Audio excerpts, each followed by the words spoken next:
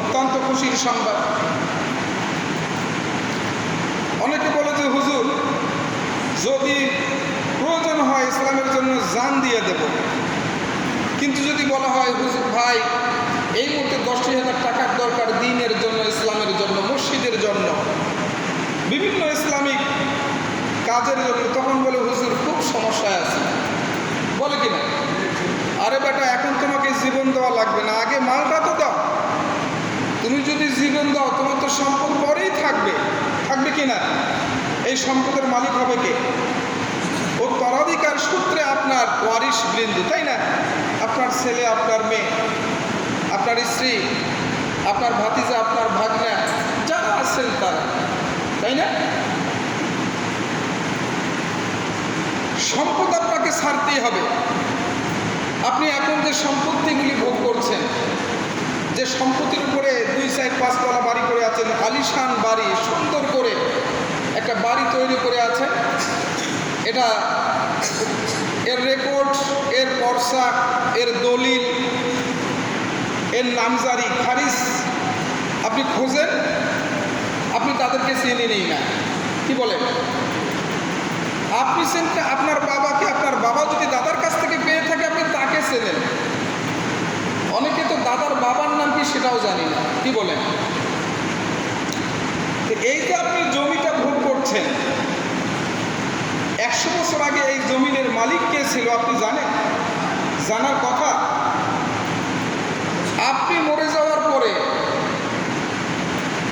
100 বছর নিয়ে আপনি চিন্তা করুন তো, আপনাকে নিয়ে চিন্তা করুন। 100 বছর পরে যে প্রজন্ম আসবে সেই প্রজন্ম আপনাকে চিনবে? চিনবে ভাই? সুতরাং এই জীবন এবং আপনার সম্পদ সব কিছু বিলীন হয়ে যাবে, ধ্বংস হয়ে যাবে। পৃথিবীর জমিন থেকে, পৃথিবীর দলিল থেকে, পৃথিবীর মানচিত্র থেকে আপনার আমার জীবন, আপনার আমার নাম, যশ, খ্যাতি সব কিছু মুছে যাবে। কিন্তু আল্লাহর খাতায় যে নামটা থাকবে সেটা কি মুছে যাবে? যাওয়ার কথা। এজন্য আল্লাহ পাক রব্বুল আলামিন বলেছেন, ইন্নাল্লাহা আশতারা মিনাল মুমিনিনা আনফুসাহুম ওয়া আমওয়ালাহুম বিআন্না লাহুমুল জান্নাহ। রব্বুল আলামিন বলেন, নিশ্চয় আমি মুমিনের ঈমানদারদের জান এবং মাল ক্রয় করে নিয়েছি, কিনে নিয়েছি, বিনিময়ে আমি আল্লাহ পাক রব্বুল আলামিন তাদেরকে জান্নাত দিয়ে দেব। জান্নাত আমরা সবাই যেতে চাই তো নাকি? সবাই যেতে চাই। জান্নাত এটা সবারই কাম্য, কিন্তু জান্নাতে যে কাজগুলো করতে হবে এগুলো আমরা করি না। কি বলেন?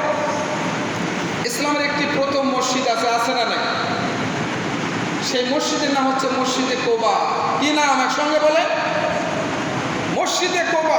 আমার কথা বুঝতে সমস্যা হচ্ছে নাকি? কোনো প্রবলেম? ইসলামের সূচনা লগ্নে প্রথমে যে মসজিদটি আল্লাহ পাক রব্বুল আলামিনের প্রিয় হাবিব নিজ হাতে বানিয়েছিলেন সেটার নাম হচ্ছে মসজিদে কোবা। কি নাম? মসজিদে কোবা। মদিনা শরীফে অবস্থিত মসজিদে কোবা যখন নির্মাণ করা হবে এর একটা ইতিহাস আছে না নাই? আব্দুল কাদের ভাই, মসজিদে কোবা যখন নির্মাণ করা হবে এর একটা ইতিহাস আছে না নাই? ইতিহাস জানেন আপনারা? আল্লাহ রাসূল যখন মদিনায় প্রথম গেলেন, মসজিদে কোবায়, কোবার পাশেই তিনি তাঁবু গাড়লেন। জায়গাটা অত্যন্ত মনোরম, চমৎকার এবং একটি মিডল পয়েন্ট, এমন একটি জায়গা যেখানে চারিদিক থেকে মানুষ এসে নামাজ পড়তে পারবে, আল্লাহ পাকের ইবাদত করতে পারবে।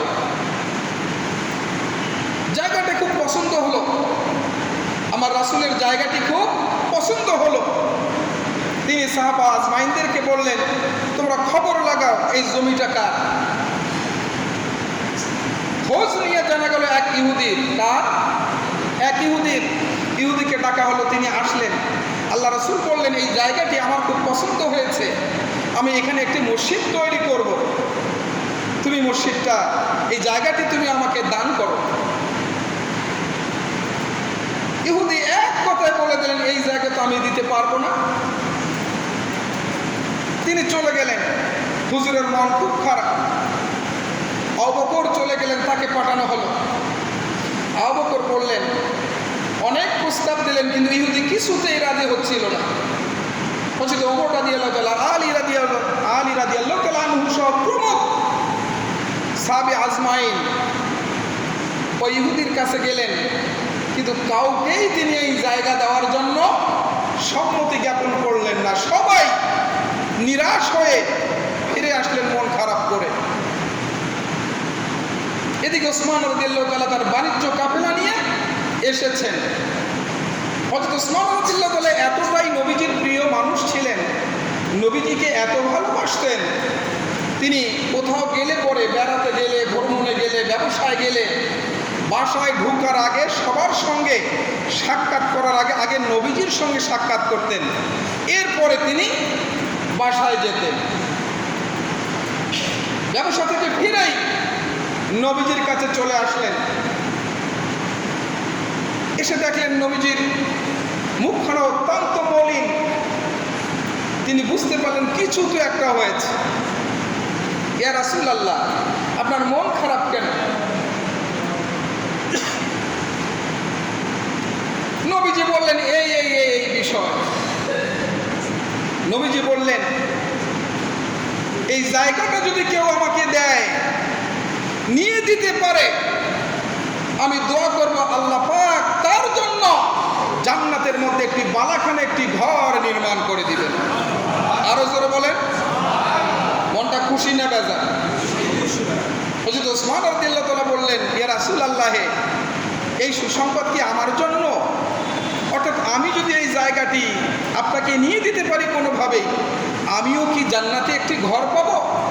রাসূল কারীম সাল্লাল্লাহু আলাইহি সাল্লাম বলেন, অবশ্যই, এটা তোমার জন্য বিশেষ অফার। তিনি হাসতে হাসতে ইহুদির বাড়িতে চলে গেলেন। ইহুদি মনে মনে এটাই আশা করেছিল যে ওসমান আসবে, কারণ যে সাহাবারা এসেছেন তাদের তো এত সম্পদ নেই, কিন্তু ওসমান তদানীন্তন পিরিয়ডে মক্কা, শুধু মক্কার আরবের মধ্যে সব থেকে ধনী মানুষ।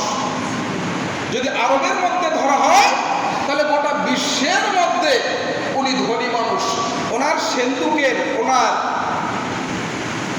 সম্পদ যে ঘরগুলিতে রাখা হয়েছিল, সেই গোডাউনগুলির চাবি কয়েকটা উট বহন করত। আরো জোরে বলেন, অহংকার ছিল। হ্যাঁ, যদি সাইকেল মিস্ত্রি কোনো রকমেই মোটর সাইকেলের মিস্ত্রি হয়েছে, ওর দেমাকে বাঁচা যায় না, ওর কথাবার্তার ধরন পাল্টে যায়। কি বলে, যে নাপিত মানুষের বাড়ি বাড়ি এসে চুল কাটতো, যদি একটা সেলুন দিয়ে বসেছে, ওর কথার ধরন পাল্টে যায়। যায় কিনা? যা বলে যায় না? আমাদের সমাজে এক সময় কাজ করে ভাত খাইতো মানুষের বাড়িতে বাড়িতে, কাউকে ছোট করার জন্য বলছি না। আজকে কিছু টাকা পয়সা হয়েছে, মুরব্বীদের সম্মান করে না, সমাজের ইজ্জতওয়ালা লোকদেরকে ইজ্জত দেয় না, এরকম আছে না? না, এই কথা বলে।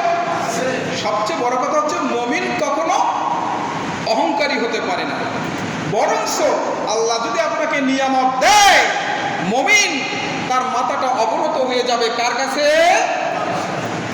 সে বিনয়ী হবে। সম্পদ যত বেশি হবে, সে তত বেশি বিনয়ী হবে। এটা মুমিনের, এটা মুমিনের একটা উল্লেখযোগ্য বৈশিষ্ট্য হবে। ওসমান রাদিয়াল্লাহু তাআলা তার কাছে গেলেন। ইহুদি খুশি না নারাজ? খুশি যে এই বেটাকে কায়দা করে কিছু সম্পদ নেব। হযরত ওসমান তাকে প্রস্তাব দিলেন। ইহুদি বলছে, আমি চেয়েছিলাম যে ওসমান আসে না কেন, জায়গা আমি তোমাকে দেব, তবে শর্ত আছে। কি শর্ত? যে তোমার তো আস্থাবর, তোমার যত ব্যাংক ব্যালেন্স, টাকা পয়সা, জমি জমা, এক কথায় তোমার যা কিছু আছে, স্বর্ণের লুঙ্গি আর শার্ট বাদ দিয়ে সব কিছু আমাকে দিতে হবে, এর বিনিময়ে আমি তোমাকে জায়গাটা দিতে পারি। আপনারা দেবেন? এখন যদি বলি যে ভাই মসজিদের জন্য 10,000 টাকা দেন, তো একটারও হাত উঠবে কিনা সন্দেহ। কি বলে? ওসমান বললেন এতটুকু, এটা তো সামান্য বিষয়, যেখানে আমি জান্নাতে ঘর পাবো, আমি দুনিয়ার এই সম্পদ দিয়ে কি করব? হযরত ওসমান রাদিয়াল্লাহু তাআলা সমস্ত সম্পদ তাকে দিয়ে দিলেন, বিনিময়ে ওই ছোট্ট জায়গাটি খরিদ করে নিলেন, যার ওপরে মসজিদে কুবা অবস্থিত। বলেন সুবহানাল্লাহ। হযরত ওসমান রাদিয়াল্লাহু তাআলা আনহু মুখে হাসি নিয়ে আনন্দ চিত্তে দৌড়ে দৌড়ে নবীজির দরবারে আসলেন। নবীজি তার মুখের হাসির কারণ জিজ্ঞাসা করতেই তিনি বললেন, ইয়া রাসূলুল্লাহ, আল্লাহ পাকের অশেষ মেহেরবানিতে আপনার দোয়ায় আমি এই কাজে সফল হতে পেরেছি। যে কেমন করে সফল হলে? আমি যেখানে ফেল মারলাম, আমার সাহাবারা যেখানে ফেল মেরে গেল, তুমি কিভাবে সফলতা অর্জন করলে? হযরত ওসমান রাদিয়াল্লাহু তাআলা আনহু বললেন, ইয়া রাসূলুল্লাহ, ছোট্ট একটি বিষয়, অনেক ক্ষুদ্র সম্পদের বিনিময়ে আমি এই জায়গাটি খরিদ করতে পেরেছি। সেই ইহুদির ধরন ছিল, তার বলা ছিল, তার শর্ত ছিল, আমার জীবনে যত সম্পদ আছে সমস্ত সম্পদের বিনিময়ে জায়গা সে আমাকে দিবে। ইয়া রাসূলুল্লাহ, আমি যখন জান্নাতে একটি ঘর পাবো, জান্নাতের জন্যই তো আমার জীবন, আমার মরণ, আমার সম্পদ, সেই সম্পদের বিনিময়ে যদি জান্নাতে ছোট্ট একটি ঘর পাই, এর থেকে ভালো কিছু সফলতা আমার জীবনে আর তো কোনো কিছুই হতে পারে না। ইয়া রাসূলুল্লাহ, আমার জীবনে যত সম্পদ সঞ্চয় করেছি সমস্ত সম্পদের বিনিময়ে আমি ঘরের জায়গাটুকু আমি আপনাকে দিতে পেরেছি। এদিকে ইহুদি মনের মধ্যে একটা খটকা পরিবর্তন শুরু হয়েছে। কার পক্ষ থেকে? জোরে বলে।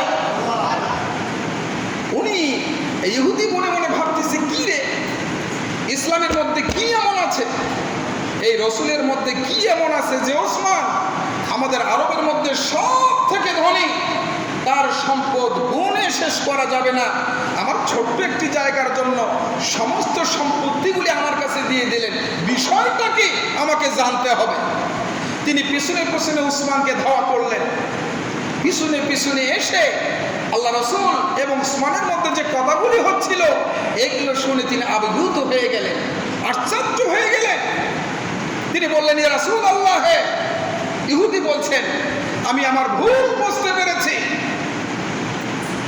হযরত ওসমান আমাকে যে সম্পদগুলি দিয়েছে, আমি সমস্ত সম্পদগুলি তাকে রিটার্ন করে দিলাম, ব্যাক করে দিলাম, ফিরিয়ে দিলাম।